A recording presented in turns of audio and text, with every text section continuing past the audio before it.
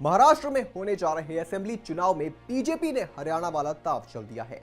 जिस रणनीति के तहत पार्टी ने लगातार तीसरी बार हरियाणा की सत्ता कब्जाई थी, बीजेपी को पूरी उम्मीद है कि हरियाणा वाला दांव महाराष्ट्र में भी सटीक बैठेगा और पार्टी एक बार फिर से सत्ता में वापसी करेगी।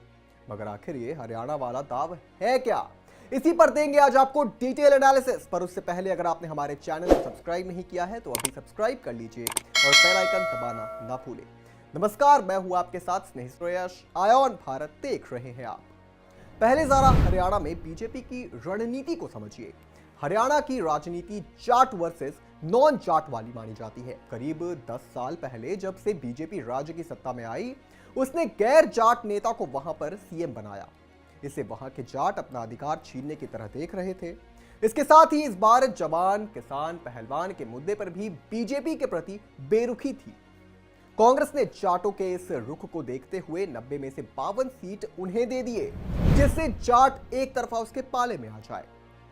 वहीं बीजेपी ने जाटों को सम्मानित संख्या में टिकट तो बांटे, लेकिन उनका तुष्टीकरण नहीं किया।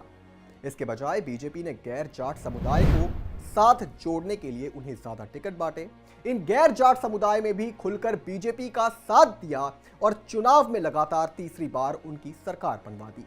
अब हरियाणा के इस सफल फॉर्मूले को बीजेपी ने महाराष्ट्र में भी अपनाया है। बिल्कुल इसी तरह की रणनीति महाराष्ट्र में भी बीजेपी की है। सुनिए टिकट बंटवारे को लेकर एकनाथ शिंदे का क्या कहना है। बात लेंगे। हाँ सर, आज हम आपसे बात करेंगे। सर आप लोग का एक लिस्ट आज निकाला है आज। हाँ। 5 उम्मीदवारों का क्या बोलना है सर? तो ये पहली लिस्ट है। हाँ हाँ जी। और फिर दूसरी आ जाएगी डाउन करो, इनसे डाउन करो। और फिर चुनाव आ जाएगा। फिर चुनाव लड़ेंगे और महायुति जीतेगी जोर से, ताकत से। सर कल मां कामाख्या का दर्शन। महाराष्ट्र में सबसे प्रभावी समुदाय मराठा। जमीन, कारोबार, नौकरी, रणनीति सभी क्षेत्रों में इसी समुदाय का बोलबाला रहा है। राज्य में अब तक हुए सभी मुख्यमंत्री में आधे से ज्यादा इस समुदाय से रहे हैं। इतना कुछ होने के बावजूद यह समुदाय अपने लिए ओबीसी कोटे की मांग कर रहा है। मराठा नेता मनोज जरांगे पाटिल पिछले कई सालों से इस मुद्दे को लेकर मुखर हैं और सरकार के खिलाफ विरोध प्रदर्शन कर रहे हैं। जरांगे के इसी आंदोलन की वजह से बीजेपी को लोकसभा चुनाव में खासा नुकसान उठाना पड़ा और कई जीती हुई सीटें भी उसके हाथ से निकल गई। इससे बीजेपी रणनीतिकार समझ चुके हैं कि असेंबली चुनाव में भी उसे जरांगे का फैक्टर का सामना करना होगा, यानी कि मराठा समुदाय का उसे विशेष साथ नहीं मिलने जा रहा है। ऐसे में बीजेपी ने बारीकी से सोशल इंजीनियरिंग को अंजाम देते हुए सभी समुदाय को साधने के साथ साथ उन्हें टिकट भी दिया है। बीजेपी की पहली सूची में जहां मराठा समुदाय के कई दिग्गज नामों को टिकट दिए गए हैं, वहीं जरांगे के दबाव में आने के बजाय ओबीसी समुदाय से जुड़े नेताओं को ज्यादा टिकट बांटे गए हैं।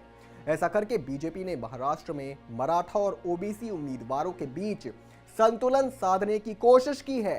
अहिल्यानगर में वीके पाटिल, मराठावाड़ा से अशोक चौहान बेटी और राव साहेब दानवे से के बेटे, जबकि कोंकण से नितेश राणे को पार्टी उम्मीदवार बनाया गया है। ये सभी मशहूर मराठा नेता हैं।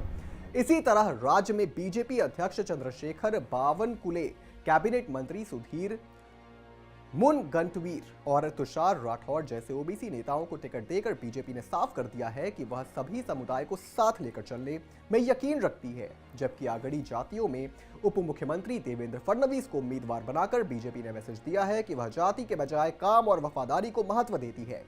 अब जरा आपको थोड़ी सी और डिटेल देते हैं। महाराष्ट्र में ओबीसी जातियों के कुल आबादी का 52% है।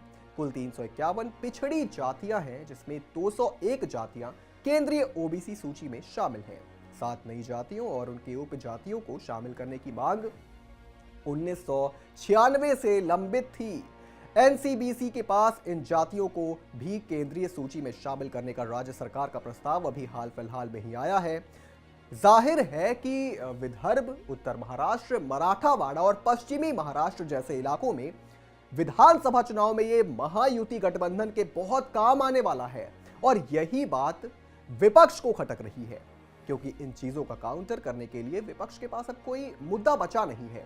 जिस तरह से चुनाव आते आते विपक्ष के हाथों से किसान का मुद्दा छूट गया, पहलवान का मुद्दा छूट गया, खिलाड़ी का मुद्दा छूट गया, आरक्षण का मुद्दा छूट गया और संविधान का मुद्दा भी छूट गया। महाराष्ट्र में भी इसी तरह की तैयारी की जा रही है। बीजेपी के नेता लोगों के बीच जा रहे हैं, जमीनी मुद्दों पर लोगों से बात कर रहे हैं और फेक नैरेटिव को खत्म करने की कोशिश कर रहे हैं। मगर अंत में देखना जरूरी होगा कि क्या हरियाणा की तरह महाराष्ट्र की जनता भी बीजेपी को एक बार फिर सेवा का मौका देने के लिए तैयार है या नहीं। और सबसे जरूरी बात, हर राज्य की राजनीति एक दूसरे से काफी अलग होती है, तो क्या हरियाणा की तर्ज पर चुनावी प्लानिंग करना बीजेपी को फायदा देगा? इस पर आप क्या सोचते हैं दोस्तों, हमें कमेंट करके जरूर बताएं। और भी तमाम बड़ी खबरों से जुड़े रहने के लिए आप देखते रहें आय ऑन भारत।